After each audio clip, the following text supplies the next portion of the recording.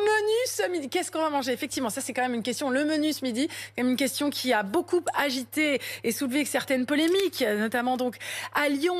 On le sait, le maire a donc imposé un menu unique pour fluidifier un peu les services à la cantine. Alors certains vont dire que c'est un débat préhistorique, un menu végétarien, donc c'est ça qui a été imposé. Est-ce que c'est un débat préhistorique ou est-ce que c'est une insulte aux agriculteurs et aux bouchers? Nous, aujourd'hui, on va pas faire de politique. Voilà, c'est l'idée. Aujourd'hui, l'idée...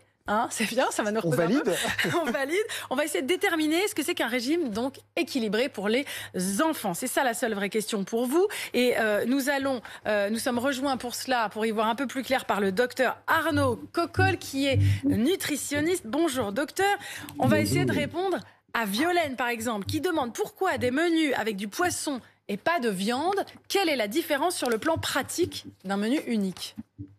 Ça ne change rien parce que le végétarisme, en fait, vous pouvez manger du poisson, vous pouvez manger des œufs, vous pouvez manger des produits laitiers.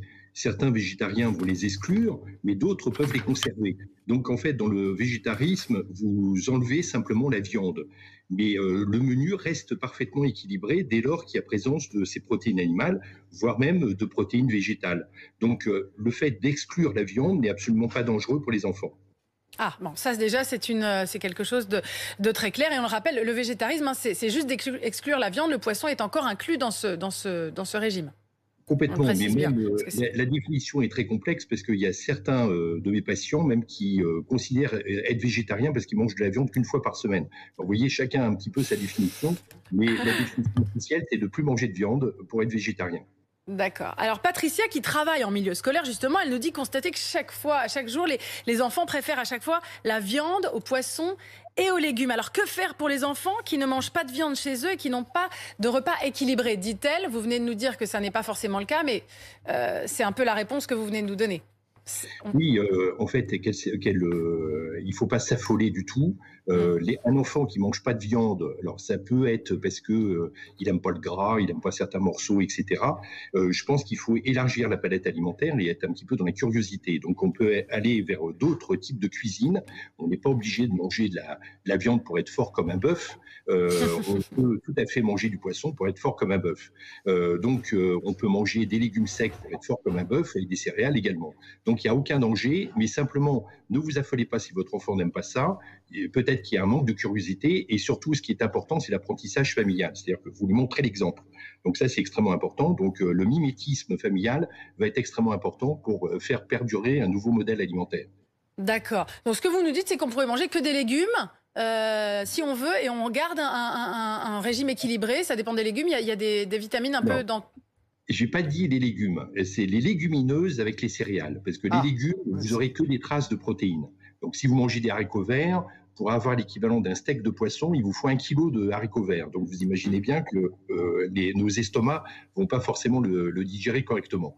Donc, non, il faut que vous ayez, par exemple, des lentilles avec du riz, que vous ayez des lentilles avec du quinoa, que vous ayez des pois chiches avec de l'éblis. Donc des choses comme ça qui permettent en fait d'avoir cette complémentarité en acides aminés. D'accord. Et sans pour autant manger de viande du tout, il n'y a pas à en manger une fois par semaine à minima, selon l'âge. Par exemple, quand ils sont petits, on se dit non, c'est même quand ils sont petits, c'est pas la peine. On a tendance à donner trop de protéines animales, d'ailleurs aux enfants en bas âge, ce qui est l'une des causes de l'épidémie d'obésité. C'est-à-dire l'épidémie d'obésité va flamber d'autant plus que vous exagérez en protéines animales chez les enfants en bas âge. Donc soyez prudents sur la consommation et à chaque âge, il y a la taille des portions extrêmement importantes. Donc, donnez pas un steak de 120 grammes à un enfant qui a 5 ans. D'accord, c'est important. Merci beaucoup, docteur. Alors, Guillaume, simplement, nous demande aussi pourquoi payer 7 € le repas par enfant et par jour pour qu'il mange une assiette de salade et de brocoli et un yaourt. C'est vrai que le prix de la cantine, c'est vraiment quelque chose qui revient beaucoup. Est-ce que dans ce cas, ça veut dire qu'on pourrait baisser le prix de la cantine, par exemple, si on instaure des menus végétariens ?